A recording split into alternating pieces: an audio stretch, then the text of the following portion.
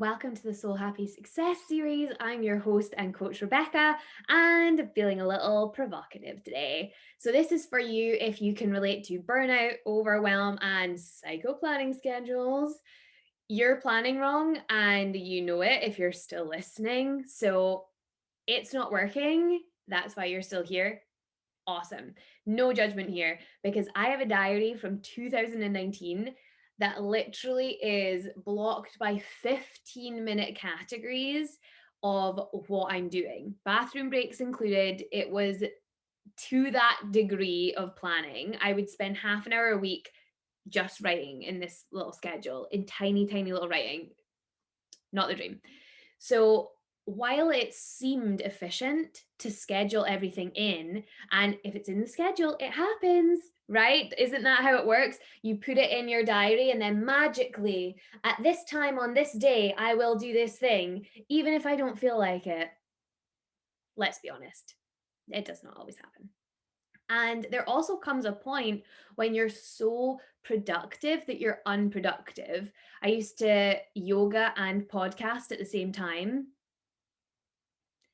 You get no benefit. Like you get half, maybe half the benefit out of each because you're moving your body and you're listening to something positive. But if you're not present in both, it's pointless. You'd be better doing 5 minutes yoga and a 5 minute podcast than you would doing a whole half hour where you were trying to do both. And the thing is that then if you haven't ticked off all the things you need to do or every 15-minute box, then you beat yourself up for the rest of the day, if not the rest of the week, because you just thought, I should be doing this better. I should be able to do all of the things. And the fundamental consideration here is, what does it actually take for you to feel productive and like you're getting shit done and like you can be proud of yourself? So, example, the old me thought, if I can tick everything off in a day, then I can go to my bed proud of myself.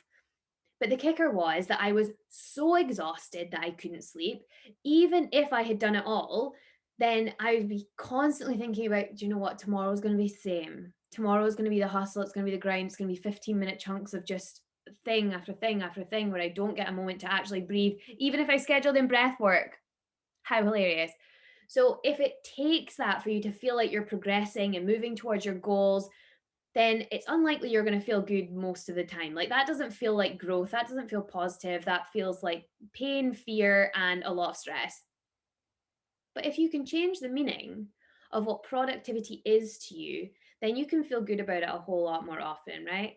So if productivity meant I show up and I do the best with the energy I have today, I'll always hit that because it's based on my energy. I will always hit that. I've used this in so many areas. You can too. Here are some examples. It completely changed how I work out. I used to think that my workouts would only count if I was the best in the class, if I was lifting the heaviest weights. Now I'm I'm not Arnold Schwarzenegger, I'm not gonna lie. Like I do not have the muscle that allows me to do that in most classes. And I got seriously humbled. I started CrossFit and I was like, there's no way. I'm not even like I am the bottom of the totem pole, right? So I had to change what I thought about working out. So I changed what I thought to, if I can be the most positive person in the gym, and I know nobody's going to outdo me on good vibes, being honest, then that's how I win. Like that's how I can feel like I've had a good workout. I used to think embarrassment was worse than death. Can anyone relate? Right. Now I'm only embarrassed if I don't learn something. So the other day I was rushing to coffee. I knew I was in a rush. I decided to put on heels anyway. I went over my ankle. Ouch. Right. I'm only embarrassed if I don't learn something. I learned, if you're in a rush, don't wear heels. Now I don't have to sit and be embarrassed about it and be like, oh my gosh, that person saw me fall over. I don't have to feel that. I actually get to say, hey, I learned something great. Let's move on. And you can do this too. And here's how. Think of an emotion that you want to feel, something you want, something that's positive that you want. So, success, for example.